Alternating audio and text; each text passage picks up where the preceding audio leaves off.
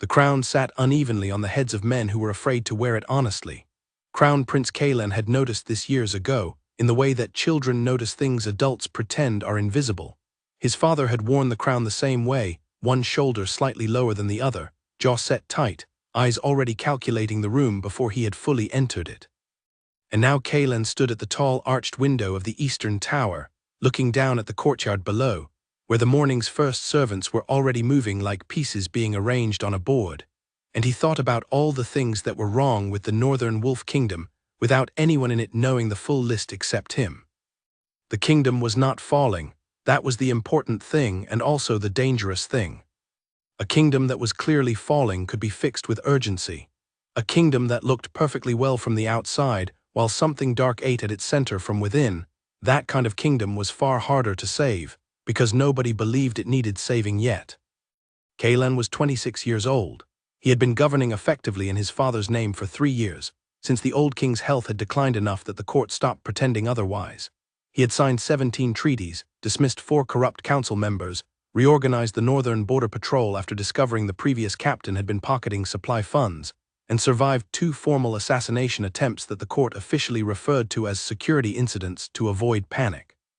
He had done all of this without losing his composure in public, without raising his voice in council chambers, and without trusting a single person in the palace with anything that actually mattered. He was very good at this. He was also very tired of it. The morning bell rang across the courtyard, deep and even, the sound rolling over the stone walls and dissolving into the cold air. Below, the servants picked up their pace. A cart loaded with grain barrels moved through the east gate. 2 guards changed position at the main doors with the mechanical precision of men who had done the same movement so many times it had stopped requiring thought. Everything looked orderly. Everything looked fine.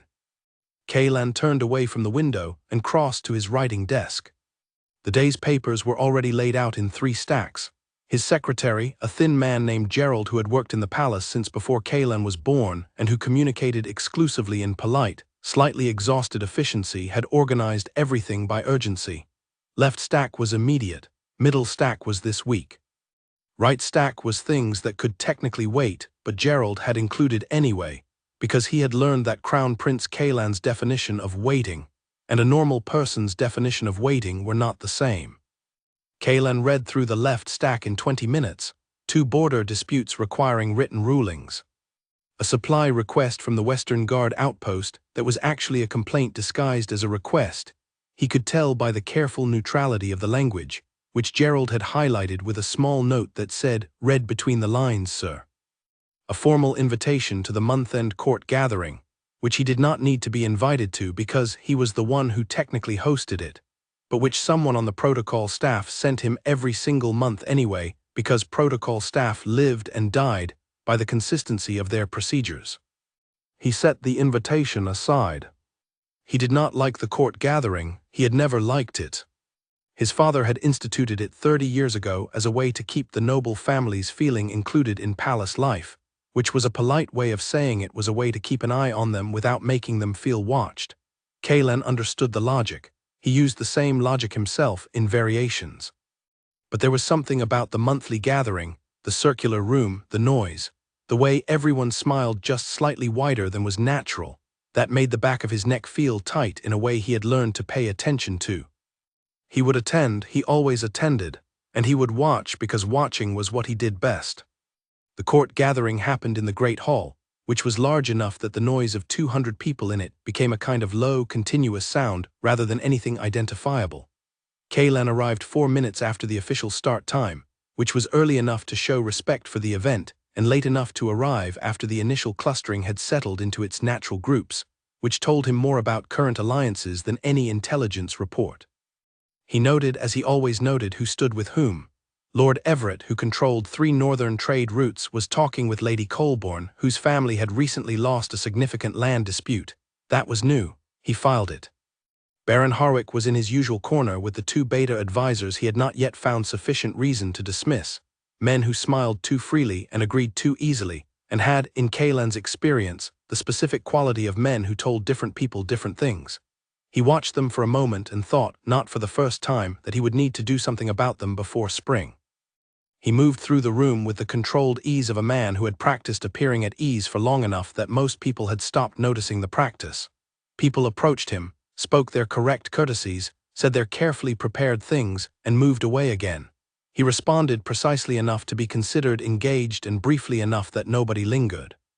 This was a skill he had developed the way other men developed musical ability, by starting badly, practicing obsessively, and arriving eventually at something that looked effortless. It was not effortless. He was standing near the center of the hall, holding a cup of something warm he had not tasted, when he saw her. She was moving along the far wall, carrying a wide tray loaded with small cups that she was distributing to guests as she passed. She was dressed in the plain gray of a palace servant, the kind of clothing specifically designed to be unremarkable, and she moved with the economical efficiency of someone who had learned to navigate crowded rooms without inconveniencing anyone. All of this was normal. The palace had many servants who worked the court gathering. What was not normal was what she was doing while she moved. She was watching people. Not in the way servants occasionally watched, which was a cautious, sideways watching, a quick look to make sure no one was about to demand something, a brief check that nothing was being spilled or broken. This was different. This was the watching of someone who was paying actual attention to the information in front of her. Her eyes moved from one cluster of guests to another with a kind of quiet focus, and when they landed on a group, they stayed long enough to read something before moving on. Kaylan had spent years watching people who were watching rooms. He knew the difference between observation and awareness, between watching because you were nervous and watching because you wanted to know something. She wanted to know something. He watched her move another few feet along the wall, stopped to offer cups to a pair of beta nobles who took them without acknowledgement, and then continue. And then, this was the part that stopped him, she looked across the room and her eyes landed on him. Most people, when they unexpectedly met the eyes of the crown prince across a room, had one of several reactions. They looked away immediately, they stiffened, they smiled too fast and then looked away. A few, the ambitious ones, the ones who wanted something, held the gaze deliberately, making it a message. She did none of these things. She looked at him the way she had been looking at everyone else, with the same quiet, level attention, as if he were simply another piece of information she was collecting. And then her eyes moved on, without hurry, without apology, scanning the next cluster of people as if the crown prince of the Northern Wolf Kingdom were simply one data point among many. Kaylan blinked. He could not remember the last time someone had looked at him like that, like he was a person rather than a position, like he was interesting rather than powerful.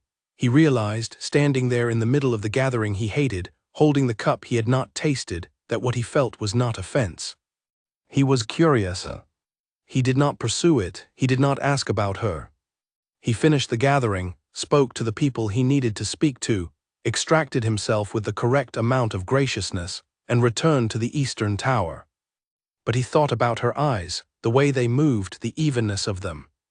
He did not know what to do with that exactly, so he filed it the way he filed everything in the back of his mind, in the section labeled things that are not yet explained, and went back to his desk. The rest of the day moved in the way that days in the palace moved, which was to say with the appearance of order masking a constant low-level management of things that threatened to become problems. His afternoon council meeting involved a 40-minute argument between two of his advisors about grain allocation for the Southern Territories that was not actually about grain allocation. It was about which of the two men had the prince's ear more firmly, and Kaylan let it run for 35 minutes before cutting it off with a ruling that was precise, fair, and which required neither of them to feel they had won, which was the only outcome that would not create a new problem by next week. He dismissed the council, sat in the empty chamber for a moment in the kind of silence that only exists after a room full of people clears out, and thought about the fact that he had done this for 3 years and was very tired of it. Not the work, he did not mind the work. He minded the performance around the work, the constant reading of subtext, the management of ego, the careful calibration of how much of himself to show in each conversation, which was always less than what was there, because what was there was something he had long since stopped making available to anyone. He trusted his guards to do their jobs. He trusted Gerald to organize his papers correctly. He trusted the building itself, the stone, the locks, the walls, the way anyone trusts a physical structure to remain standing. He trusted no person with anything true about himself. This was not bitterness. It was simply what experience had taught him, methodically over years, one lesson at a time. The first lesson had been his childhood friend, a boy named Owen from a Beta family who had played with Kaelan in the palace grounds from the time they were 6 years old. Owen had been given access to rooms, to conversations, to the casual, unguarded speech of a boy who did not yet know that friendship had conditions. At 14, Owen's family had used something Kaelan said in a private conversation to negotiate a trade advantage with a foreign delegate. It was not malicious, exactly. Owen had simply repeated something to his father without thinking about what his father would do with it. But it had taught Kaelan that the space between people was never actually private, it was only waiting to be used. The second lesson had come from his first council 3 years ago, when he discovered that the man he had trusted most, his father's oldest advisor, a gray-haired, steady-voiced man named George who had seemed like the most honest person in the palace, had been feeding court intelligence to a rival alpha family for 11 years. Not for money. For the specific reason that he believed the rival family would eventually win, and he wanted to be on the correct side before it happened. The betrayal was not personal. That was almost the worst part of it. George had trusted Kaelan's family just as little as he was now discovering Kaelan should have trusted George. Everyone, it turned out, was hedging.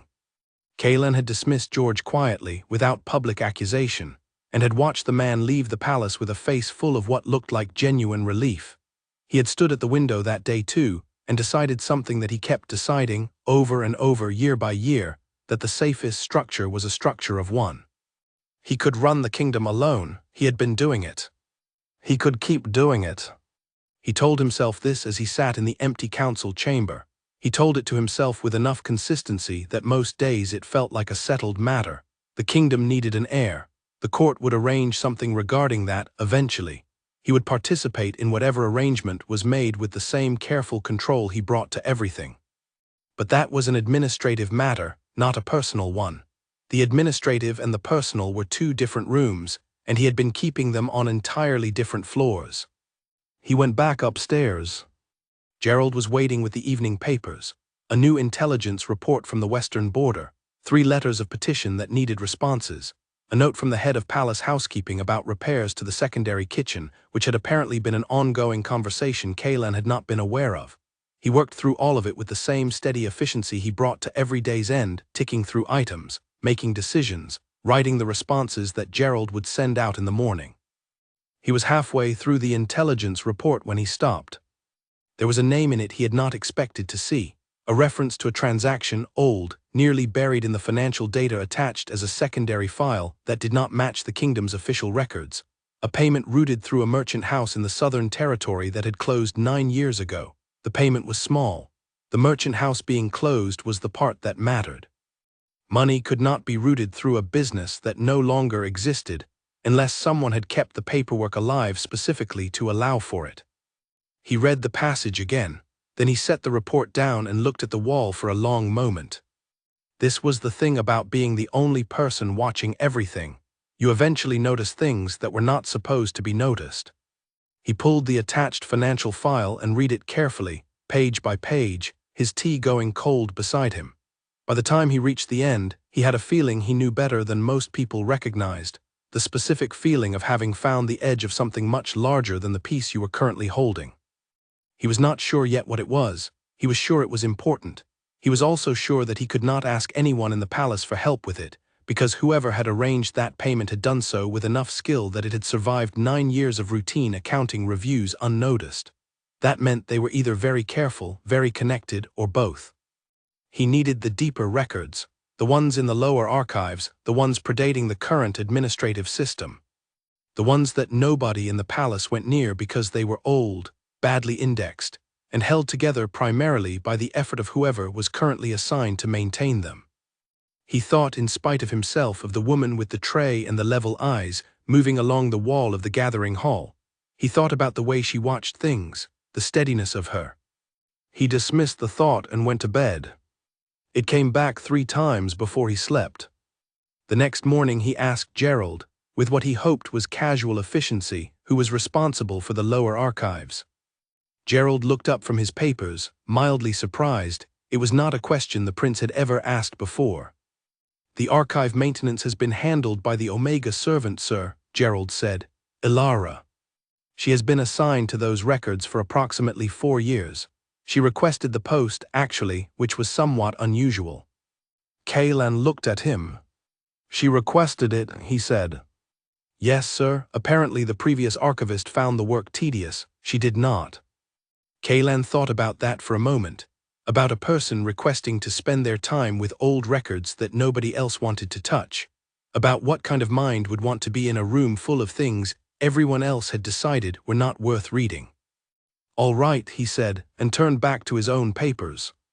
But he was thinking, quietly and carefully, about the edge of something large, and whether he had, perhaps, just found the one person in the palace who might have already found it too. Gerald said her name again in his memory, even as Kaylan tried to focus on the morning dispatch. Ilara. He did not pursue the thought. He was not someone who chased things that had not yet proven themselves necessary. He was someone who waited, watched, and moved only when he was certain. But he filed the name the way he filed everything, in the specific section of his mind that he kept clear for things that were not yet explained, but that he suspected, with the patience of a man who had been right about most things, would eventually require his full attention. He did not know, sitting at his desk in the Eastern Tower on an ordinary Tuesday morning, that he was right. He did not know how much it was going to change. He picked up his pen and went back to the border report, and the palace moved around him like a machine that did not know it had already started to break. Ilara had not always been invisible. There was a version of her life, the one that would have existed if her mother had lived and her family's position had remained intact, where she might have been someone the court actually saw, not someone powerful, not someone in any of the rooms where decisions were made, but someone with a name people connected to a face, a history, a place in the world that was hers without having to be defended. That version of her life had ended when she was 9 years old, on a morning in early winter when 2 court officials had arrived at the small house where she and her mother lived on the palace grounds, and her mother had opened the door and read the expression on the first man's face, and had turned immediately to Ilara and said, in a voice that was very quiet and very careful, "Go to the back room, sweetheart. Stay there until I come for you." She had not come for her. The charge had been falsified. Ilara had understood that even at 9, in the way that children understand things they cannot articulate, not through reasoning, but through the specific impossibility of what they were being told. Her mother had been a keeper of medical records, a role that existed in the Omega community as both practical function and something closer to calling. She had spent 15 years building a comprehensive archive of Omega healers, treatments, outcomes, knowledge that the court dismissed as secondary, but that represented decades of careful, painstaking documentation. She had not stolen anything. She had not committed any of the specific acts named in the formal accusation. The accusation existed because a Beta family with close court connections had wanted the archive she controlled, wanted it reduced, specifically, so that a counterclaim they were pursuing about medical practices in the Southern Territories could not be contested with evidence. The easiest way to remove the evidence was to remove the person who maintained it. Ilara had stayed in the back room for a very long time, the way her mother had told her to. She had stayed until it was clear that staying longer would serve nothing, and then she had come out, and the house had been empty, and the archive her mother kept in the front room had been taken, and outside the court grounds were doing the ordinary things they did on ordinary mornings, as if nothing particular had happened. She was 9. She had already, the night before the officials arrived, read most of her mother's index. She had a very good memory. She had always had a very good memory. Her mother had called it a gift. That morning, standing in the front room of an empty house, Ilara had decided her memory was the only thing she had that could not be taken from her. She had been right. The years after that had been managed by a distant aunt who was not unkind, but who was already managing more than she could easily hold, and who, when Ilara was old enough to be placed somewhere that would not require further management, had arranged for her to enter palace service. This was not an unusual trajectory for young Omega women in the Northern Wolf Kingdom, where the social structure was specific and tiered, and where the position one occupied in it had, in practice, quite a lot to do with which family one had been born into, and which family one had most recently disappointed. Ilara had entered palace service at 13, started as a kitchen assistant, moved to laundry at 15 when the head housekeeper noticed she was organized and quick, moved to general household service at 16 when it became clear she could manage 3 tasks simultaneously without making mistakes in any of them, and had requested the lower archives at 19 when she discovered they existed and understood, immediately and completely, why everyone else in the palace had been avoiding them. They were full of things nobody was supposed to know. Not secrets exactly, or not only secrets. They were full of the kind of information that accumulates in an institution over decades, the kind that becomes invisible not because it is hidden, but because it is old. Financial records from 30 years ago, personnel decisions documented in scripts that no longer match the current administrative language, correspondence between the palace and external parties that had never been properly categorized, land grants and their conditions, payments made through routing structures that had since been dissolved. Most of it was mundane, a significant portion of it was not. Ilara had been working through the archives for 4 years now. She had not told anyone what she had found in them. This was partly because nobody had asked, and partly because she had learned, thoroughly and at considerable personal cost, that information was only valuable if you controlled who had it. Releasing something before you understood its full shape was the kind of mistake you could not take back. She had a very complete picture of the palace's hidden shape by now. She went about her other duties, the court gathering, the regular cleaning rotations, the tasks that Gerald or one of the other administrative staff occasionally sent her way, with the careful invisibility she had spent years perfecting. Invisible was safe. Invisible meant nobody looked at her ledger of knowledge and tried to take it. The court gathering this month had been the same as every other court gathering, which meant it was an exercise in watching a room full of people perform versions of themselves at each other. Ilara moved through it with her tray, distributing cups, and did what she always did: she paid attention. She paid attention to who stood near Lord Everett, and what their body language suggested about whether they wanted something from him or were giving him something he wanted. She paid attention to the way Baron Harwick's 2 beta advisors kept angling themselves toward the east door, which was the door closest to the corridor leading to the council records room, which was interesting because there was no reason for 2 social guests to orient toward a service corridor unless they were thinking about accessing something they were not supposed to access. She paid attention to the voices around her, not the words exactly, but the undertones. The places where someone's voice went slightly flat because they were monitoring what they were saying. The places where it went slightly warm for the same reason. She had been doing this for years, she was good at it. And then she had looked across the room and seen the Crown Prince looking at her. She had kept her face the same, she was good at keeping her face the same. But something in her had registered the specificity of his attention. Most people, when they noticed a servant, noticed them the way they noticed furniture, as a functional object that occupied space. The Crown Prince had not been looking at her like that. He had been looking at her the way she looked at rooms, like he was reading something. That was unexpected. She had moved on with her tray, redistributed her attention across the room, and gone back to cataloging what she was seeing. But she had spent the rest of the gathering with a small, steady awareness in the back of her mind, the awareness that someone in the room was doing what she was doing, and that he had noticed her doing it too. She did not find this comforting. She found it interesting, which was a different thing, and in some ways a more dangerous one. Back in the lower archives the next morning, she sat at the long wooden table she used as a workspace, and spread out the section she had been working through for the past 2 weeks. It was a set of financial records from approximately 9 years ago, the kind of dry, systematic documentation that had probably bored whoever filed them into a near catatonic state. She had found something in them 2 days ago that she was still turning over carefully, the way you turn over a stone to look at what is underneath without disturbing it. There was a payment here that did not match anything she could account for in the official record structure. A significant sum, not enormous, not the kind of thing that would have been flagged immediately, but significant, rooted through a merchant house that had been officially dissolved before the date on the payment. She had checked the merchant house records. It had been dissolved. The payment should not have been possible. She had written nothing down about this. She sat with it in her mind instead, methodically checking it against everything else she knew, turning the edges of it against other edges to see what fit. She was still doing this when she heard footsteps on the stairs. Nobody came down to the lower archives. That was one of the things she valued most about her assignment here. The archive was dusty and poorly lit and maintained records that nobody in current palace administration had occasion to need, and so she worked entirely alone, which meant she worked in the specific kind of peace that existed only when nobody was about to ask her to do something. She heard the footsteps stop at the bottom of the stairs.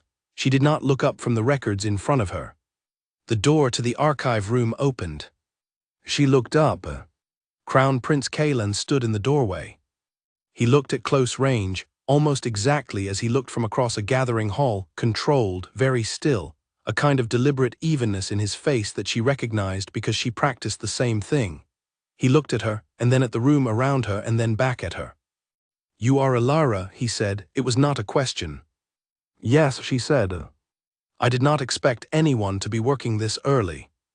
"I work early," she said. "No one else is here." "I know," he said. He looked at her for a moment with the same quality of attention he had used across the room last night. "That is why I came at this hour." Alara kept her face the same. She set the record she was holding down on the table, carefully, in the place where she would be able to find it again. "Whatever you want to know," she said, "you could have sent someone to ask me. You did not need to come yourself." "I do not," he said, "send people to do things I am not prepared to do in person." She looked at him for a moment. That was not a thing she had expected him to say. The archive was very quiet around them, cold slightly, the kind of cold that accumulated in rooms that were not heated because nobody spent enough time in them to justify the wood. Alara was used to it. She suspected the Crown Prince was not. "All right," she said, and folded her hands on the table. "What is it you want?" He came into the room properly then, letting the door fall mostly shut behind him. He did not sit. He stood across the table from her in the way of someone who was used to standing in rooms where everyone else sat, but who was, she thought, not entirely sure which version of that dynamic applied here. "I found something in a financial report last night," he said. "A payment routed through a merchant house that no longer existed at the time of the payment. I need to understand where it came from and where it went, and I need to do it without involving anyone else in the palace." Alara said nothing. He looked at her steadily. "I understand you have been working through the historical records for 4 years. That is correct. Have you found anything that matches what I just described?" She was quiet for 3 seconds, enough time to make a decision that had several possible shapes and to choose the one she thought she could actually live with. "Yes," she said. His face did not change, but something behind his eyes did. "All right," he said, "then we need to talk." She looked at him. She thought about her mother. She thought about what information was worth and what it cost, and how the only time she had ever seen it fail was when the person holding it was holding it alone with no way to move it forward. "Before we talk," she said, "I need something from you." He waited. She said, "I need to know that whatever we find, I am not the person who disappears afterward." The archive room was very quiet. Crown Prince Kalen looked at her for a long moment, not the managed, even look of a man performing composure, but something more direct than that. Something that was almost, she thought, relief. "That," he said, "is the most reasonable thing anyone has said to me in 3 years." Alara did not smile, but something in her settled, the way something settles when you have been carrying weight for a long time in one hand, and you have finally, carefully, allowed a second hand to take part of it. "Then sit down," she said, and reached for the financial record she had been studying when he came in. "I found yours first. But you should see mine too." The thing about secrets was that they had weight, not metaphorical weight, actual physical weight, the kind that accumulated in the body over time the way debt accumulated in ledgers. Alara had been carrying the weight of the lower archives for 4 years, and she had not realized quite how heavy it had become until Crown Prince Kalen sat down across from her, and she set the first record between them and the weight shifted just slightly, just at the edges, and she felt it move. She did not allow herself to feel relieved. Relief was premature. She had handed a man she did not know a fragment of something that could be very dangerous, and whether or not that had been the correct decision would not be clear for some time. What she had given him was not the whole picture. It was one document. The rest she would share as it became appropriate to share it, and at no point before. The Crown Prince looked at the financial record she had placed on the table. He looked at it the way she looked at things, carefully, without rushing, going over the same lines more than once to make sure he had read them correctly. She watched him read. He had a particular quality of stillness when he concentrated, the kind that comes not from a calm mind but from a very busy mind that has learned to express nothing on the surface. She recognized it because she had the same quality. This matches the structure in my report, he said without looking up. Same routing architecture. Same dissolved merchant house. There are 3 payments, Elara said. The one you found is the most recent, the other 2 are older, the oldest is from 12 years ago. He looked up at that. 12 years, he said. Yes. Something moved in his face. She watched it pass through without being able to fully name it, not surprise exactly, because she did not think this man was easily surprised, but something more like the expression of a person who had been expecting a door to be behind a wall and has just confirmed the wall is thin. How complete are the records in this room, he said. Reasonably complete, she said. They are disorganized, which is why no one has been through them systematically. The disorganization is not accidental, by the way. What do you mean? I mean, she said carefully, that when I first began working with these records they appeared to be randomly disordered, the way things become disordered when they are simply old and nobody has cared for them. But the more I worked through them, the more I understood that specific records had been moved, not removed, moved, filed incorrectly in ways that would make them very difficult to find by anyone who did not already know what they were looking for. He was very still. Someone concealed information in plain sight, he said. Yes, in a room that nobody visits. Except you. Except me. He sat back slightly in his chair. Outside the archive, somewhere above them in the palace, the morning was beginning in earnest. She could hear the distant sounds of it through the thick stone walls. Footsteps, a door, the faint reverberation of something being moved in the kitchen corridor. The palace's daily machinery starting up. Why did you request this post? He said. Elara had expected that question. She had prepared several versions of how to answer it, ranging from completely honest to entirely diplomatic. She chose the version in the middle. Because I have a good memory, she said, and because rooms that nobody else wants to be in are very useful to a person who has things to think about without being interrupted. He looked at her. She thought he understood that this was not the complete answer, and that he was choosing not to press it, at least not yet. All right, he said, I need to understand the full shape of what you have found. Not today. Today there are things I cannot be absent from without raising questions, but I need to come back. You came at dawn today, she said. That works. It works for you. I am here every morning, she said. Earlier than today, usually. I prefer to have 3 hours before the palace is fully awake. He nodded, then he said, I do not know what we are going to find when we follow this further. No, she agreed, neither do I. If it is what I think it might be, he said and stopped. She waited. If it is what I think, he said more slowly, then it involves someone at a very senior level of palace administration, possibly multiple people. And if that is the case, working on this quietly will become considerably more difficult than it is now. I am aware, Elara said. He looked at her directly. Are you? Because I want to be clear with you about what that means. If this involves what I suspect, it is not a minor record irregularity. It is something that has structural implications for the succession, and people who discover structural implications for the succession have a pattern of encountering difficulty. I know, she said.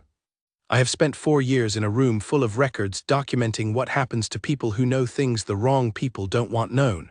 She held his eyes. My mother was one of them. The archive room was quiet. Kaylan did not ask her to explain. He sat with what she had said and let it mean what it meant without requiring her to fill in the space around it. She appreciated that more than she expected to. Then you understand the risk you are taking, he said. I understood it before you arrived, she said. I made a decision when I chose to tell you I had found something. I do not make decisions I haven't thought through. He looked at her for a long moment, and then, very quietly, very briefly, something in his face shifted, not a smile exactly. Something more contained than that, an acknowledgement. No, he said, I don't think you do. He stood, he tucked the edge of the financial record she had shown him back where it had been on the table, careful not to disturb her system. She noted this. He was a man who paid attention to how things were arranged. Tomorrow, he said. Dawn, she said. He nodded and went to the door. Then he stopped, one hand on the frame and half turned back. The name you mentioned, he said, your mother. Elara waited. I will find out what happened, he said. Not now, but I will. She did not say anything. She did not trust herself in that moment to say anything that would be the right thing, so she nodded once, which was enough. He left. She sat in the archive room for a while after that, the morning sounds of the palace filtering down through the stone above her, and thought about what had just begun. She thought about it the way she thought about most things, carefully, from multiple angles, checking it against what she knew and what she suspected and what she could not yet account for. She thought about his eyes when she told him what she had found, and the specific quality of his listening, which was different from the listening of people who were waiting for their turn to speak. He actually listened. He absorbed. She had not expected that. She pulled the next section of records toward her and went back to work. Whatever was coming, she needed to know as much as possible before it arrived. Knowledge was the only currency she had ever been able to count on, and she intended to be very, very wealthy before this was over. 3 mornings later, Kaelan came back. And then the morning after that. And the morning after that. It became a rhythm without either of them formally agreeing to make it one. He arrived at the archive before the palace was fully awake, in plain clothes rather than the formal attire of the crown prince, a decision she understood was practical, because a royal informal dress going to the lower archives at dawn every morning would generate questions, and a person in plain dark clothing going down a service corridor generated nothing except the faint possibility of being taken for a very well-built kitchen staff member. They worked through the records methodically. She had a system for the archive that she had developed over 4 years, a personal index that existed only in her memory because she had never written it down. Writing things down created the possibility of the written thing being found. She used this system to guide them through the relevant sections, pulling records that connected to the payment trail they were following, arranging them on the long table, and going through them together. He was quick. She did not have to explain the same thing twice, and he asked questions that went directly to the part of a problem that mattered. She appreciated this. She appreciated efficiency in general, but efficiency in a person she was spending time with was something she had not experienced in so long that it felt slightly strange, like using a tool that was the correct size for the job after years of improvising with things that were too small or too large. They found the second routing structure on the 4th morning. It was attached to a land grant from 11 years ago, a grant of territory in the northern borderlands that had been recorded as going to a minor noble family, and that was, on paper, entirely unremarkable.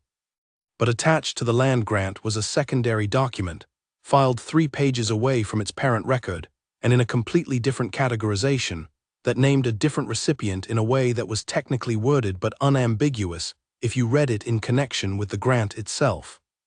Alara pointed to the secondary document without speaking. Kaelan read it, and then he read it again. "This land went to someone else," he said. "Through the noble family as a pass-through, yes," she said. "The family received the land officially, but the secondary document is a private agreement that transferred effective control." "To whom?" "That," she said, "is what I cannot establish yet. The name in the agreement is an identifier that I have not been able to match to a real person. But the identifier appears twice more in the records, in different documents, across a span of years. Whoever this is, they have been operating through this same structure for a long time." Kaelan looked at the identifier. She watched his eyes read it and stop. Something happened to his face, something she had not seen there before, something he very quickly controlled but not quite quickly enough. She said nothing. He set the document down. He straightened slightly in his chair, the movement of someone resettling their weight deliberately. "I have seen this identifier," he said, "in one other place." "Where?" she said. He was quiet for a moment. "In a personnel file," he said, "from the year I was born." Alara felt the archive room get very still. She said carefully, "What kind of personnel file?" He looked at her then, and in his eyes she saw something she had not expected to see in the eyes of a crown prince, something that looked very much like the beginning of understanding something that changes everything. "The kind," he said, "that should not exist." She waited. "My father had a record," he said, "of all children born in the palace in the year before his formal mating bond. It was a legal formality, documentation of anyone who might have a succession claim. I found it 3 years ago when I was reviewing the historical succession records. I did not think anything of it at the time because the record was marked closed. All claims accounted for. But one of the identifiers in that file, he said, matches this one. The table between them was covered in paper. The archive was cold and quiet and old around them. Ilara looked at Kaylan and saw, for the first time since she had met him, a man who was genuinely uncertain, not about what to do, but about what to think. There is someone, she said slowly, who has a succession claim, someone who was documented and then disappeared from the official record. And that same someone has been receiving land and money through concealed structures for over a decade. Yes, he said. That person is still alive. That is what this suggests, he said. And they have been accumulating resources, she said, quietly. Over many years. Yes. They looked at each other across the table covered in old paper. We need more of the records, Ilara said. Yes. How much time do we have before someone notices that you are spending your mornings somewhere that is not accounted for? A week, he said, 2 if I manage it carefully. She looked at the archive around them. 15 years of records not yet fully indexed by her, organized in the memory system she had built over 4 years. She ran through it now quickly, precisely cataloging what she knew and what she did not know yet, and what sections were most likely to hold what they needed. Then we work faster, she said. He nodded. And there was something in the nod, something in the way he did not question her certainty, did not ask her to justify it, simply accepted that she knew the map of this room better than he did and followed her lead in it, that she filed away carefully. She did not know yet what to do with it, but she filed it. They went back to work. The palace had a memory of its own, not in the official sense, not in the deliberate record-keeping that Ilara maintained in the lower archives, but in the social sense, the sense of a living community that had been in place for decades and that noticed things even when it was trying not to. Servants talked, guards talked. Kitchen staff and laundry women and the various administrative clerks who moved through the corridors every day exchanged the small currency of observed information, the way people who have very little other currency exchange what they have. And somewhere in the middle of the 4th week of Kaylan's early morning visits to the lower archives, the palace began to notice. It did not notice what was actually happening. The people who first remarked on it, a pair of housekeeping staff who crossed paths with Kaylan twice in the east corridor at an unusual hour, a kitchen boy who saw the prince going down the service stairs, drew entirely different conclusions, because the true conclusion was not one that was available to them. What they saw was a man in plain clothes, going to a part of the palace where an Omega servant worked alone before dawn. The story that grew from this was wrong in its details and correct in one of its surface impressions, that the crown prince was interested in someone he should not be. Ilara became aware of it the way she became aware of most things in the palace, not through direct information, but through the shift in how people around her behaved. A senior housekeeping woman who had always been neutrally polite became slightly cooler. 2 servants who had previously ignored her entirely began to look at her when she passed them in corridors, with the particular look of people who have been discussing you. A kitchen maid offered her an unexpected favor, a small extra portion at the evening meal, with a warmth that was not quite genuine, which meant it was strategic, which meant the kitchen maid wanted something or wanted proximity to something.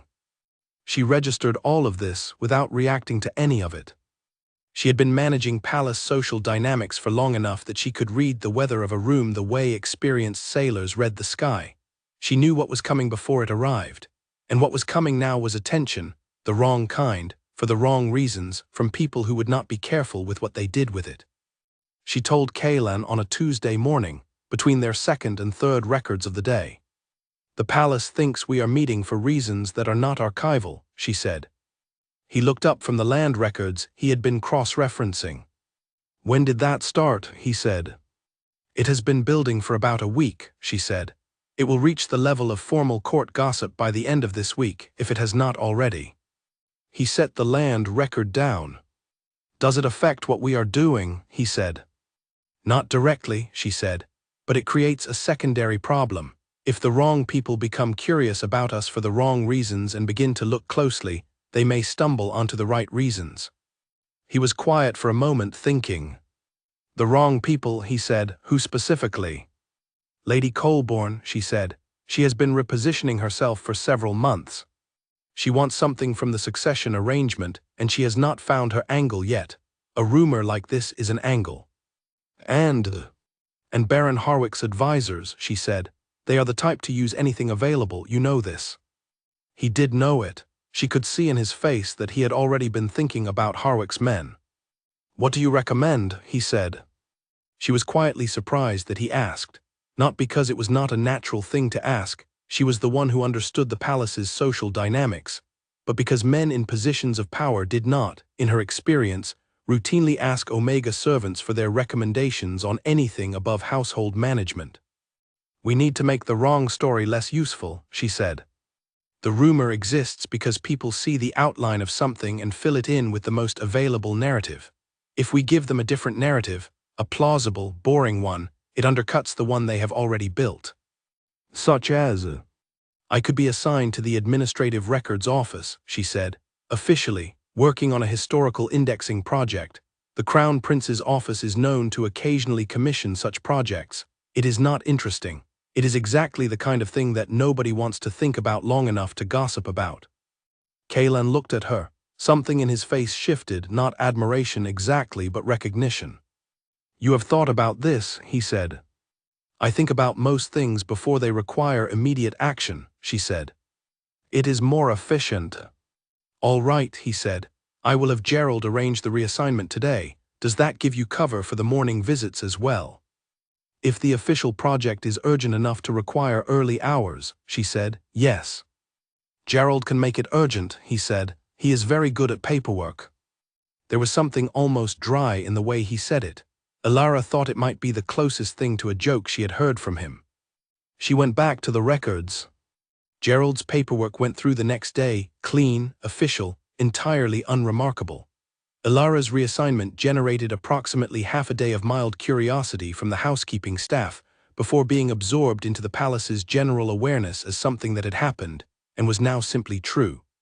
She was now, officially, a historical records archivist working on a commission for the Crown Administrative Office. The boring story replaced the interesting one. But the interesting thing, the real thing happening under the reassignment, under the archive work, under all of it was still happening. They were still finding pieces of it every morning, pulling them from old paper, setting them on the table between them, assembling the picture one fragment at a time. And the picture was getting very complicated.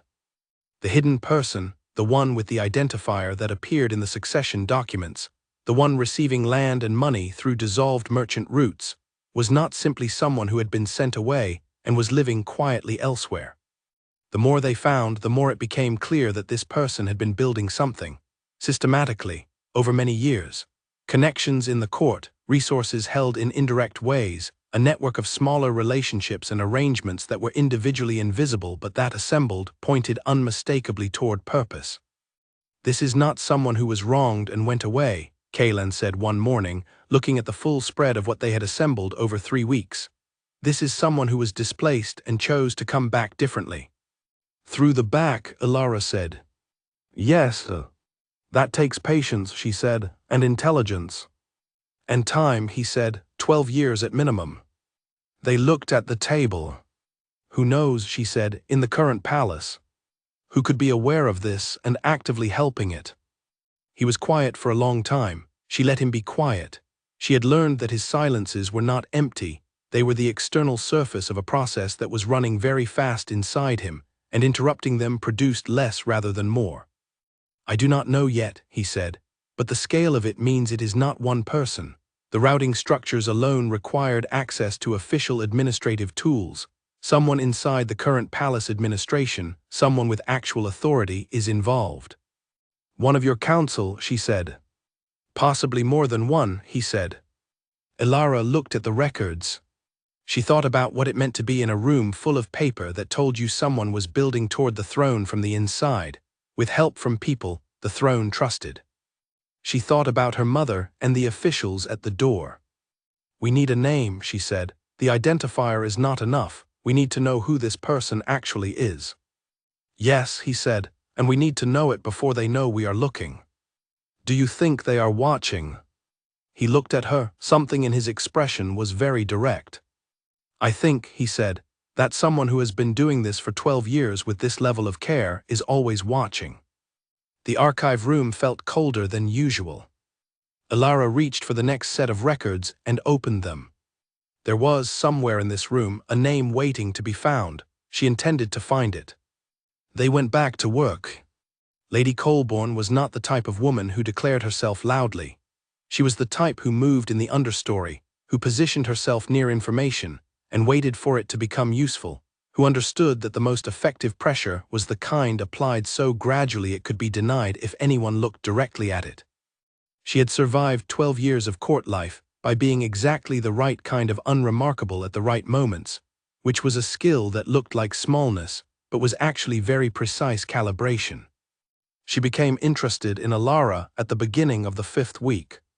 Not for the reasons the initial gossip had suggested. She was too experienced to be moved by surface-level palace rumors, especially ones that seemed to have already been explained away by an official reassignment.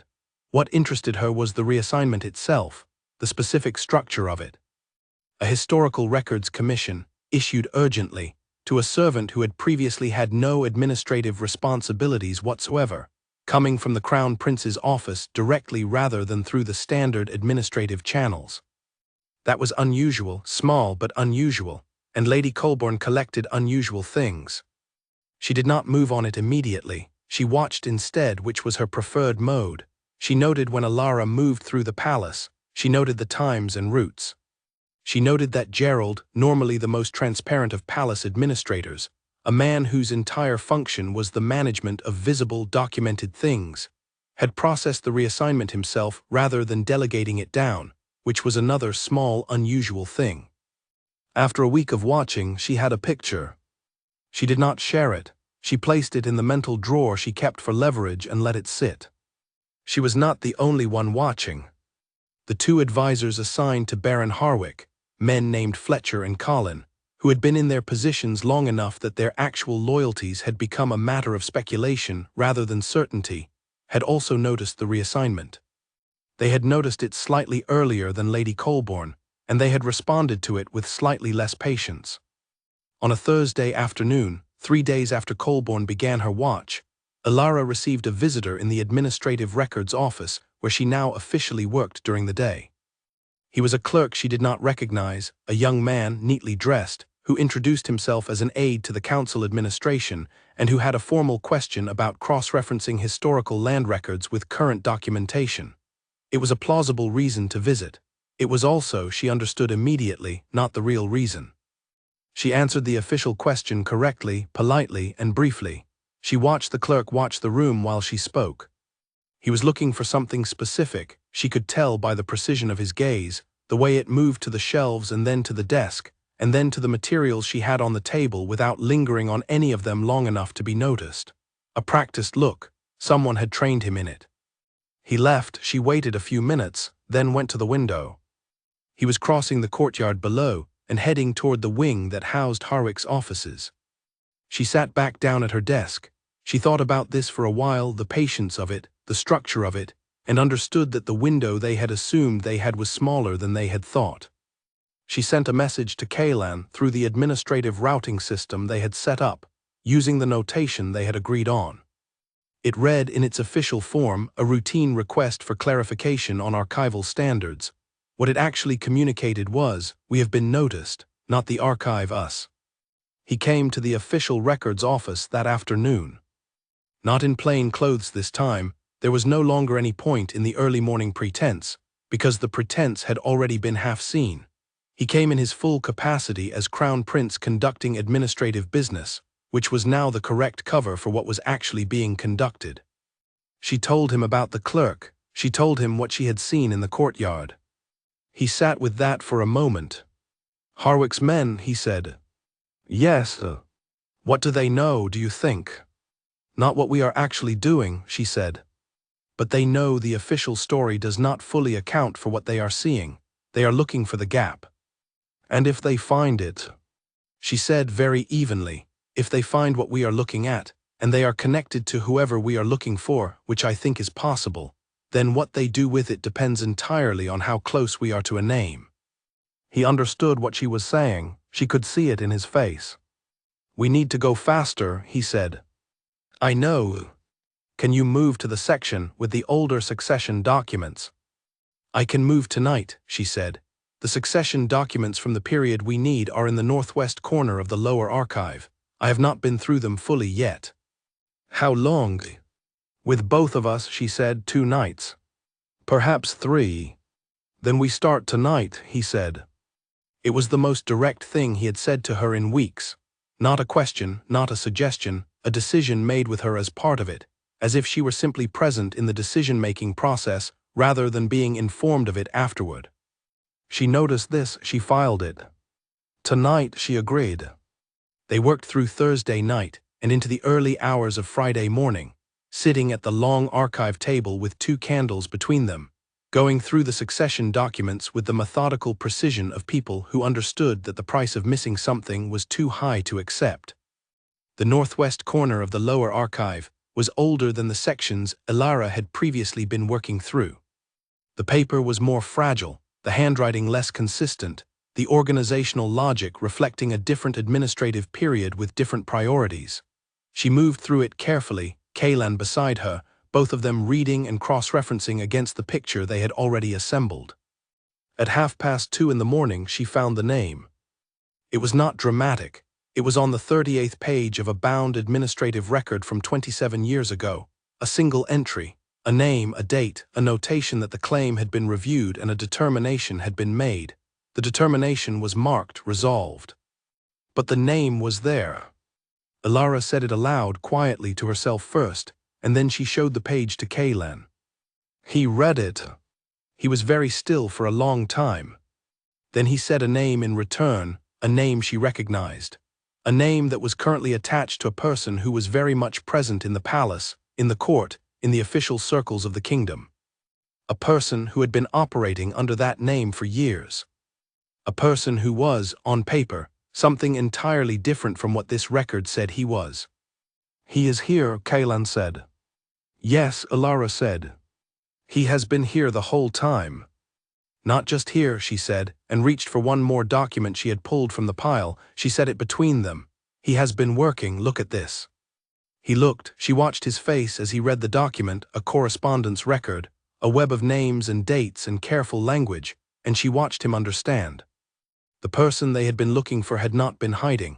He had been building an inside position, year by year, carefully enough that nobody had connected the dots. He had allies. He had council connections. He had, it appeared from what she was looking at now, managed to place at least 2 people in positions of palace influence who reported to him rather than to the crown. He was never the victim, Kaylan said. No, she said. He has been the architect. For years, she said. The candles were low. Outside the archive, the palace was absolutely quiet in the way it was only in the deepest part of the night, when even the night guard's routine sounds had settled into their most minimal frequency. The archive room was cold. Elara was tired in the specific way of someone who has been concentrating for 6 straight hours. She was also, underneath the tiredness, more alert than she had been in weeks. They had a name, they had evidence, they had enough to understand the shape of what had been happening. What they did not have yet was a plan for what to do with it. Kaylan looked at the spread of records in front of them. He looked at it for a long time. We need to be very careful now, he said. The moment we make a move, everyone who has been watching us will know that we have found something. Yes, she said. That includes the people who are watching on his behalf. Yes. Which means we have a very short window between the moment we act and the moment they act in response. She looked at him. His face was calm, which she now understood to mean that the process running underneath it was moving very fast. How short, she said. Hours, he said, perhaps less. The archive room was very quiet. Then we need to be ready before we move, she said. Yes. She thought about this. She thought about what ready meant in the context of what they were looking at, a hidden heir with court allies, with resources, with years of patient preparation. Ready meant not just evidence but protection, not just a name but a plan for what happened the moment that name was spoken aloud in a room where other people could hear it. If we take this to the council, she said, we take it to people who may be his allies. Yes. So we cannot take it to the council. No, he said. We cannot. Then where, she said. He was quiet for a moment, then he said something she had not expected. Open court, he said, full court, every noble, every delegate, every person with any stake in the succession, all of them present, no private conversations before it, no advance notice to anyone. Ilara looked at him. That is very dangerous, she said. Yes, he said. It means we are completely exposed the moment you begin speaking. Yes, he said again. And if the evidence is not complete enough, if there are gaps. There will be no gaps, he said. He said it quietly with the specific tone of someone who has made a decision they intend to keep. That is why we do not move until the evidence is complete, every thread, every connection. Every name. She thought about this. She thought about what it meant for her specifically, standing up in whatever version of this confrontation played out, with what she knew, visible to every person in the court who had spent years deciding she was not worth seeing. She thought about her mother, about the officials at the door. All right, she said. He looked at her. All right, he said. We do it your way, she said, but we do it complete. I want every document verified. I want the routing structures fully mapped. I want the council connection names confirmed with evidence, not inference. Agreed, he said. And I want my name on the investigative record, she said, not after, not as an acknowledgement. As part of the documentation itself, formally, so it cannot be removed later. Something passed through his face. Done, he said. She nodded, she reached for the next record. Then let us finish it, she said. And they kept working, through the last of the night and into the beginning of the pale, cold morning, assembling the truth out of the pieces of it that had been waiting, scattered across 30 years of paper, for someone to finally put them together. Morning did not arrive gently in the lower archive. It arrived as a gradual change in the quality of the silence overhead, from the deep quiet of true night to the first thin sounds of the palace waking, the kind of sounds that were not yet voices or footsteps but with a suggestion of them, the vibration before the note. Ilara heard this transition and noted it without breaking her focus on the document in front of her. Kaylan, across the table, had been working steadily for the past 2 hours without speaking, which was the kind of silence she had come to recognize as his most concentrated state. They were close. Not to the end of the documentation, there was still more to verify, more threads to trace to their final connections, but close enough that the shape of the whole thing was fully visible now. The hidden heir's name was confirmed. His financial resources were mapped. His palace connections were, if not all fully named, at least clearly indicated by patterns that were not deniable. What they had found was a man named Owen Hargrove. The name sat in Ilara's mind with the particular weight of a thing that had been invisible, and was now extremely visible. Owen Hargrove, 43 years old, currently a third-tier court diplomat with an unremarkable official record, and a quietly excellent reputation among the senior nobles who had been sitting in the same positions for long enough that they evaluated everything through the lens of who was safe and who was not. He was the kind of man who was never the most prominent person in a room, but who was always, on closer inspection, near the rooms where things were decided. He had been born before Kaylan's father's formal mating bond. He had been documented in the succession records, his claim reviewed, and then, officially, resolved. The official resolution said he had been found not to meet the legal succession criteria. What the official resolution did not say, but what the documentation in the lower archive made very clear, was that the legal determination had been fabricated. The criteria had been applied selectively. The review that resulted in the resolved notation had been conducted by 2 palace officials who had, in the months immediately following, received very significant financial benefits through, as was now familiar, indirect routing structures that went through commercial entities that no longer existed. Owen Hargrove had been legally erased. He had spent the subsequent 30 years making himself very difficult to erase again. Kaylan had not spoken his name aloud since that first moment in the archive when they had confirmed it. He said it carefully, like something that needed to be handled with the right amount of respect for what it was.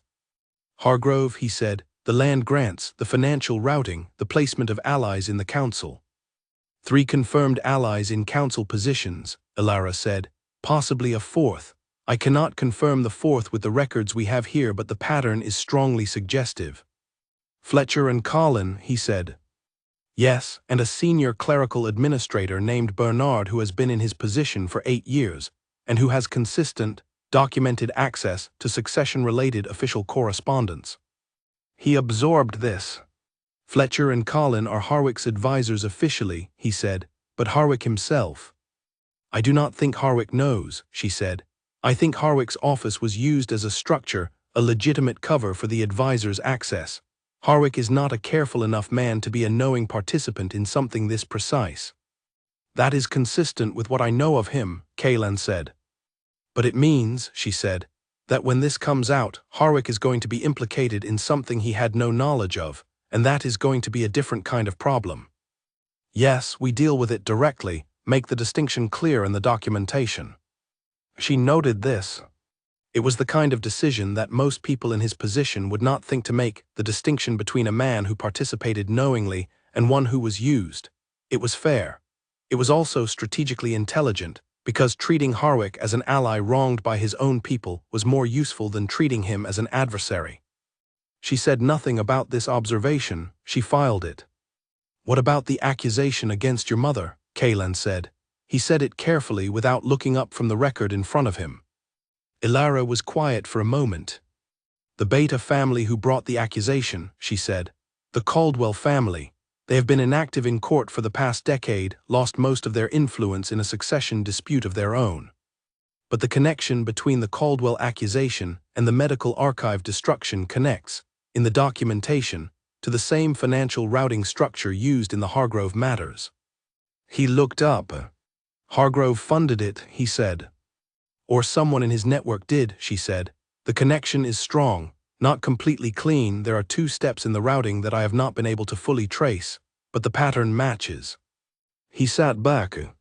She understood what he was thinking without him saying it. If the Caldwell accusation, the destruction of her mother's archive, the event that had shaped Ilara's entire existence since she was 9 years old, was part of the same network that had been clearing the path for Hargrove's eventual move, then her mother had not simply been a casualty of a single family's greed. She had been a casualty of something much larger, something that had been running for 30 years, and that had treated ordinary people's lives as small administrative inconveniences to be cleared out of the way. Ilara thought about this for a long moment. She let herself think about it, which was something she did not usually allow herself in any extended way, the actual weight of it, not just the information of it. Then she put it back where it had lived in her for 22 years, and kept working. The connection is strong enough, she said. We include it in the full documentation. Yes, he said. They worked through the morning. Gerald sent a message at 9 that Kaylan had 2 council responsibilities that could not be delegated, so he left for 2 hours and came back. In the interim, Ilara kept working, pulling the remaining verification records she needed, completing the map of Fletcher and Colin's activities over the past 8 years, double-checking the financial traces against 3 separate reference points to make sure what they had was solid. She was 3/4 of the way through the Bernard verification when she heard something unusual. Footsteps on the archive stairs. Not Kaylan's, she had learned his footstep pattern without meaning to, the particular weight and rhythm of a man who moved efficiently and quietly. These were different, lighter, cautious in a way that was trying not to be heard. She closed the records she had opened and placed them in their original positions before the figure reached the bottom of the stairs. By the time the door of the archive room opened, she was sitting with a routine cataloging task in front of her that would have read to a casual observer as completely unremarkable. It was the young clerk she had seen before, the one who had gone to Harwick's wing. He looked at her, he looked at the room. His eyes moved to the table quickly, efficiently, and then back to her. "Miss," he said, "I apologize for disturbing your work. I had a further query about the land-grant cross-reference." "Of course," she said, pleasantly and immediately in the voice she kept for these occasions. "Which reference number?" He gave her a number. She went to the correct shelf, not the shelf where the relevant records were, the ones she had been working through, but a different section entirely, and located a document that was plausibly related to what he had asked. She brought it back to the table, opened it, and walked him through the answer to his question with complete, unhurried accuracy. He was watching her hands while she talked, watching the table, looking for something. She gave him nothing to find. He left. She listened to his footsteps on the stairs and counted 10 seconds after the door above closed before she moved. Then she put everything they were working with into its concealment positions, the system she had developed over 4 years, the filing structure that made important things look like irrelevant things in the right places, and sat down. They were running out of time. When Kaylan returned at noon, she told him about the clerk immediately. He listened, his face went through something and came out the other side. "He came here looking," Kaylan said. "Yes, and found nothing because you had time to prepare." "Yes, but they know to look now. The next visit will not be exploratory, it will have a purpose." He was quiet. "How close are we?" he said. "Hours," she said. "Possibly 6. I need to complete the Bernard verification and close the routing trace on the Caldwell connection." "Then we have tonight," he said. "Possibly," she said, "if they don't move before then." He looked at the room, he looked at her. Something in him was calculating, she could see the precision of it behind the stillness of his expression. "I am calling the full court session," he said, "for tomorrow morning." She met his eyes. "We will not be completely finished by tomorrow morning," she said. "How much will we be missing?" "The Bernard confirmation, the last step in the Caldwell routing. Without those is what we have sufficient." She thought about it the way she thought about high-stakes questions, quickly, without flattering herself that she was more certain than she was, and without underestimating what she actually knew. "Yes," she said, "what we have is sufficient, the rest would be additional evidence. It is not necessary to the central case." "Then tomorrow morning," he said. She nodded. "I need tonight," she said, "to organize the documentation, to make copies." "I will have Gerald." "No," she said, "I will do it, I know the system, I know what matters, let me do it." He looked at her for a moment. "All right," he said. "And the court session," she said, "it needs to be called in a way that does not signal what it is about. If Hargrove's people see it coming, they will have time to move." "Routine session," he said. "I call them occasionally for administrative matters, it will not seem unusual." "Good. Elara," he said. She looked at him. He was very quiet for a moment. She had a sense of something he wanted to say and was choosing how to say it. "Thank you," he said. It came out simple and completely direct, with none of the diplomatic smoothness she was used to hearing from people in his position. Just the words, exactly what they meant. She thought about what to say to that. "Do not thank me yet," she said. "Wait until it is done." He nodded. He left.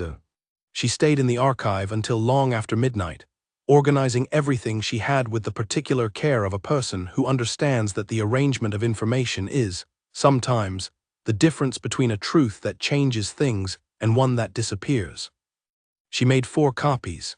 She filed them in 4 places that she had identified years ago as the most reliably invisible locations in the lower archive. She kept 1 copy, the primary one, organized and indexed in her own precise hand, in the folder she would carry with her into the court session. When she finally climbed the archive stairs and went to her small room in the servants' quarters, the palace was silent. She lay down, she did not sleep immediately. She thought about tomorrow, she thought about her mother. She thought about a room full of people who had decided she was not worth seeing, and about what it would mean to walk into that room with something none of them could look away from. She thought about Kaylan's voice saying thank you with no ceremony around it. Then she closed her eyes and made herself sleep, because she needed to be precise tomorrow, and precision required rest. She slept. The full court session of the Northern Wolf Kingdom was not, under ordinary circumstances, a dramatic occasion.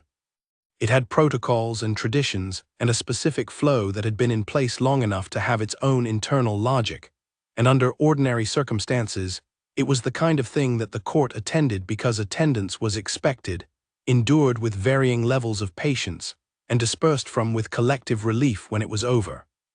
This was not going to be an ordinary circumstances session.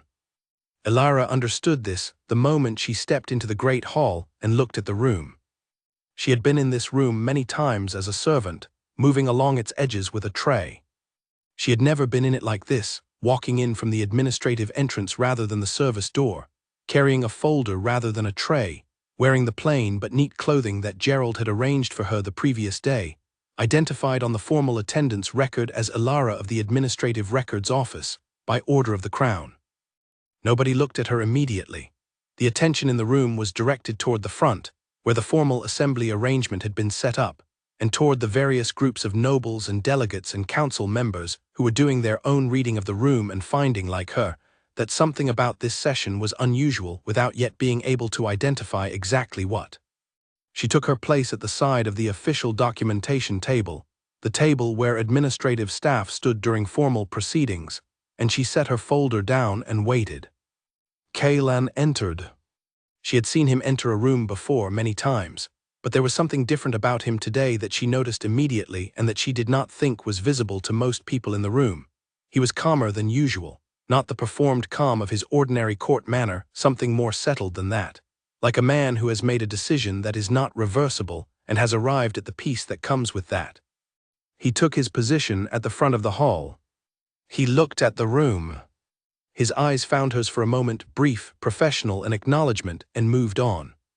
He said, "I have called this session to address a matter of succession security. I ask that all present remain for the full proceeding, as its contents affect every stake in the current governance structure of this kingdom."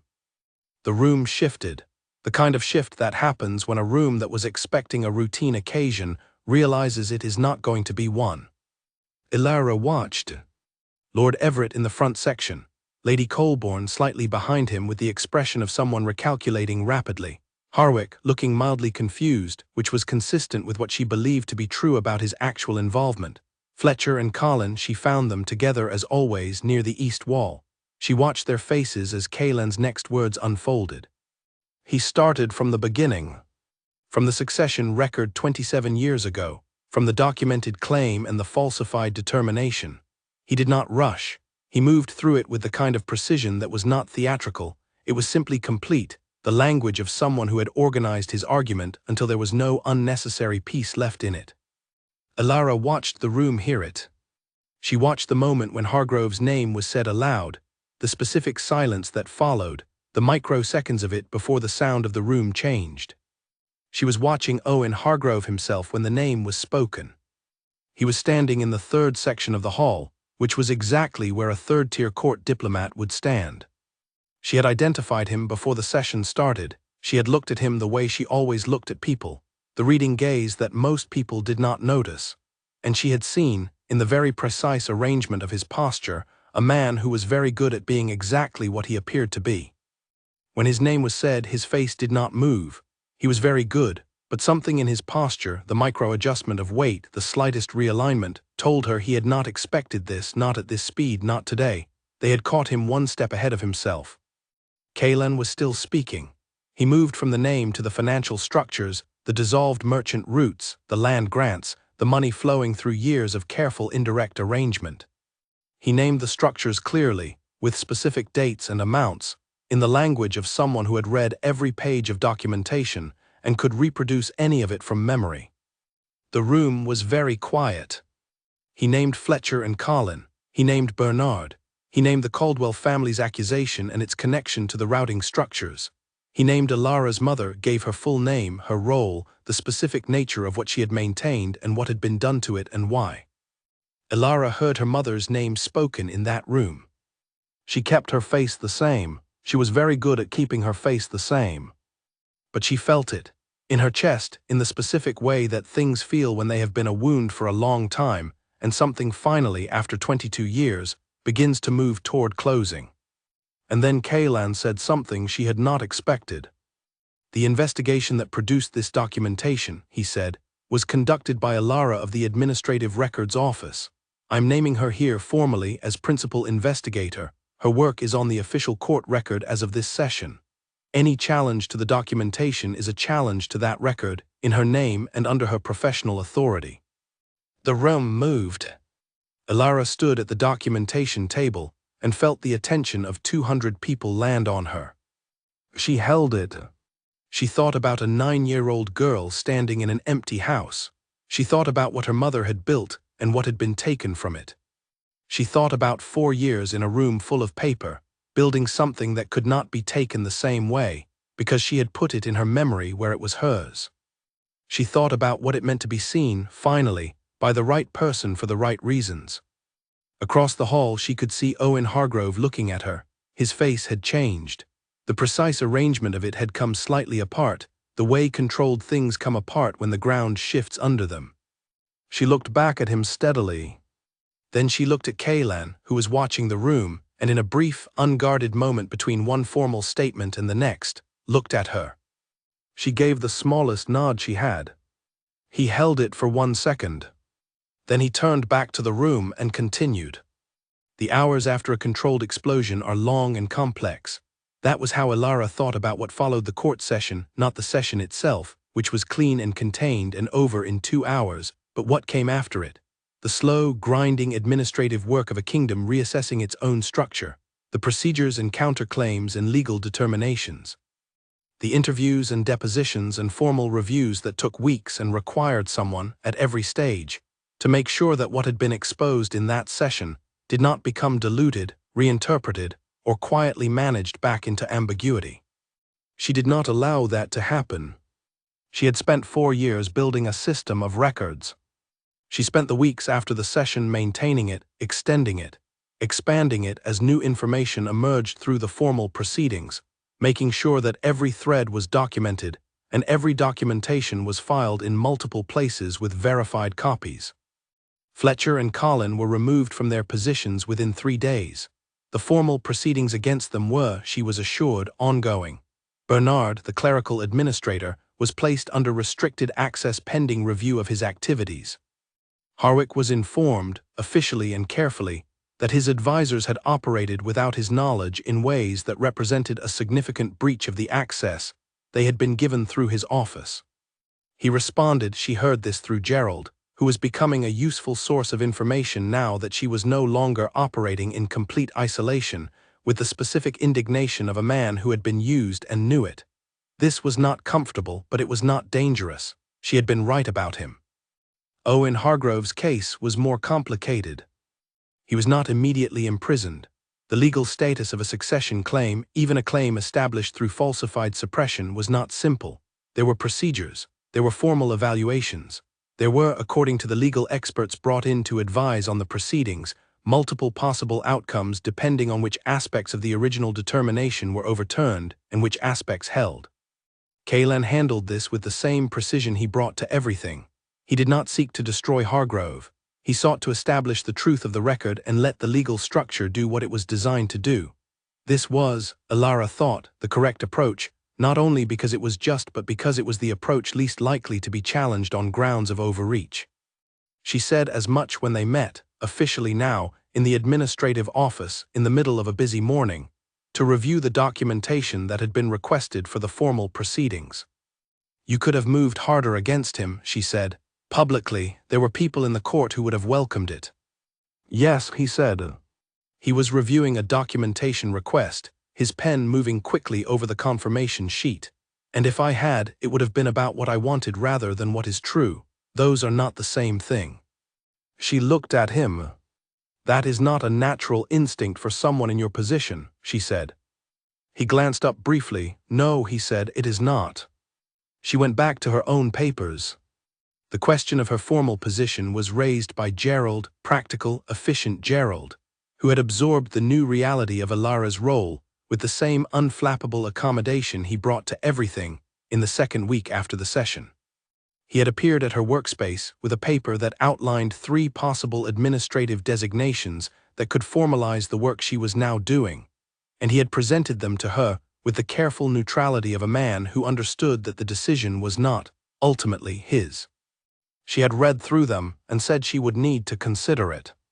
She considered it that evening, sitting in her small room in the servants' quarters that she was, by the end of the month, going to have to vacate in favor of different accommodation, since the current arrangement did not make practical sense for someone in an advisory role. She thought about what she actually wanted. Not what she was permitted to want, not what was available to her within the existing structure, what she actually wanted, which was a question she had not asked herself in a long time because the distance between what she wanted and what was available had always been large enough to make the question painful rather than productive. She wanted to keep doing the work. She wanted the records she had built, the ones in the archive, the ones in her memory, the ones that had been formalized through the court proceeding to become the foundation of something, a real structure, an administrative function that maintained the kind of information that had been allowed to go invisible for 30 years because nobody had made it somebody's explicit job to maintain it. She wanted to not disappear when this was over. She went back to Gerald the next morning and told him which designation she wanted and why, and he looked at it and said mildly that it would require the Crown's formal approval and a council confirmation, and that he would prepare the relevant paperwork immediately. She said thank you. He said she was welcome and went back to his work. 2 days later the approval came through. The council confirmation was, Gerald reported, entirely uneventful. The council was, perhaps, not in the mood to be difficult about anything in the current period, given recent events. She had a title, an office, a formal appointment that was on the official record of the Northern Wolf Kingdom. She sat in her new workspace, a room that was larger than the archive, with better light and a lock on the door, and felt something she did not have an immediate word for, something in the range of settled, something that had edges but was not sharp at them. Her mother would have been, she did not finish that thought. She let it sit without finishing it, the way you let certain things sit because completing them makes them less rather than more. She went back to work. Kalen came to the new workspace on the 3rd day she was in it. He came officially, he knocked, waited for her to say come in, entered and closed the door behind him. She noticed he did not stand as far from the desk as he did in formal interactions in larger rooms. This was a small room, there was not much space. He stood and looked at her for a moment. You organized quickly, he said. I had an established system, she said. It was not difficult to move it. Gerald tells me you requested designation 3, he said. Yes, that is a more significant mandate than the other 2. I know, she said, it is the correct one. He looked at her. She thought he was not going to say anything about it, that he was going to process it internally the way he processed most things and simply act on it without making it a discussion. Then he said, you could have asked for more. She met his eyes. I know. Why didn't you? Because I want the work, she said, not the position around the work. Those are different things. Something in his face shifted. The specific shift she had started to recognize, not emotion exactly, but the recognition of something he understood from the inside. Yes, he said, they are. They were quiet for a moment. The new workspace was warm, this room got morning light, and quiet in a way that the archive had always been cold and quiet. It was a different kind of room. She was still adjusting to it. The Hargrove proceedings are going to take at least 2 months, he said, possibly more. I know, I have been keeping the documentation current. There will be attempts to complicate the evidentiary record, he said, people with reasons to see it go a certain way. I am aware, she said, that is what I am here for. He nodded. He did not move to leave immediately. There was something else he was weighing. She could tell, the particular stillness of someone who is deciding whether to say a thing. The work you did, he said, in the archive, 4 years of it before I ever found you, before any of this, you were already building it. She waited. I want to know, he said, why the full answer, not the one you gave me when we started. She looked at him for a long moment. Because someone needed to, she said, and because no one else was going to. That is still not the full answer, he said. It was not an accusation. He said it quietly without pressure in the way of someone who is asking because they actually want to know. She thought about it. She thought about how long she had kept the full answer to herself, not because she was hiding it, but because she had never had the occasion to say it to someone who would do anything other than be confused by it or dismiss it. I thought, she said, that if I understood enough, if I built a complete enough picture of how things actually worked underneath, how they appeared to work, I would be safe. Not comfortable, not happy, safe. She looked at the desk in front of her. I thought knowledge was armor. And now, he said. Now, she said, I think it is something more like a foundation. Armor keeps things out. A foundation is what you build on. He was quiet. What do you want to build? He said. It was a simple question. She did not have a simple answer for it. She had spent so much of her life managing what was in front of her that the question of what she actually wanted to build forward from here, with the position she had and the foundation she had laid, was one she had not fully formed yet. "Ask me in a month," she said. He considered this. "All right," he said, "I will." He left. She sat in the warm light of the new workspace and thought about foundations, about what you put on top of them, about the specific difference between surviving and building, and about the fact that for the first time in 22 years, she was in a position where that distinction was relevant. She picked up her pen. She had work to do. The coronation of an Alpha King was one of those occasions that the kingdom generated once every generation, and that the protocol staff began preparing for approximately a year in advance, because there were so many layers of it, formal, ceremonial, traditional, administrative, that a year was considered barely adequate. The last one had been Kaylan's father, 30 years prior, and the staff who had been present for that one spoke of it with the specific reverence of people recounting a natural event they had witnessed rather than a procedure they had participated in. This one was different. Not because the protocols were different, the protocols were essentially unchanged, having survived 30 years of administrative adjustment with the kind of institutional conservatism that protocol departments everywhere tend to bring to their work. It was different because of what preceded it. 2 months of formal proceedings, a legal determination that had finally settled the question of Owen Hargrove's status. He was alive, his claim was historically real, but the legal path to a retroactive succession claim of the sort that would have been necessary to change anything meaningful had no viable route under current law, and 3 separate legal panels had confirmed this. He was not imprisoned. He was not celebrated. He was a man whose existence had shaped the last 3 decades of the kingdom's hidden history, and he was now simply a man, older, formally identified, no longer operating through any concealment, who would live the rest of his life as exactly what he had always been underneath the architecture of his long campaign. He had not in the end said very much during the proceedings. He had sat through them with the composed bearing of a man who had calculated for a very long time and had arrived at the point where calculation was no longer useful. Whatever he felt about it, he kept it where Alara kept most of her own significant feelings, internal, organized, not available for general consumption. She understood him in a way. She did not say so to anyone. The proceedings had generated significant amounts of administrative work, which Alara had managed alongside her regular responsibilities with the systematic efficiency that had by now become the generally expected baseline of her performance. The council had, after some initial uncertainty, arrived at something approaching acceptance of her presence in an advisory role. Not warmth. Warmth was not what she sought, and she would not have trusted it if it appeared too quickly. But a kind of working acknowledgement that the person in the designation 3 position was competent and present, and not going to be easily moved. Lady Colborne had, in a characteristic move, transitioned from watchful observer to careful ally with the specific speed of a woman who understood which direction things were going. She had requested a formal meeting with Alara, which Alara had conducted with the same professional neutrality she brought to everything, and in which Colborne had made it clear, through the kind of careful, indirect language that the court's social tier used exclusively, that she was interested in being useful going forward. Alara had noted this and said she would keep it in mind. She would keep it at a specific careful distance, and she would watch it and she would assess. The coronation day arrived on a clear, cold morning in late autumn. Alara had been given a position in the formal assembly that was, by the standards of the specific social hierarchy that governed such arrangements, significantly more prominent than anything in her previous experience of this kingdom. She stood with the administrative council section, in the 3rd row, in a formal outfit that Gerald had arranged through the palace seamstress with the same quiet efficiency he brought to everything. She stood and watched the ceremony unfold.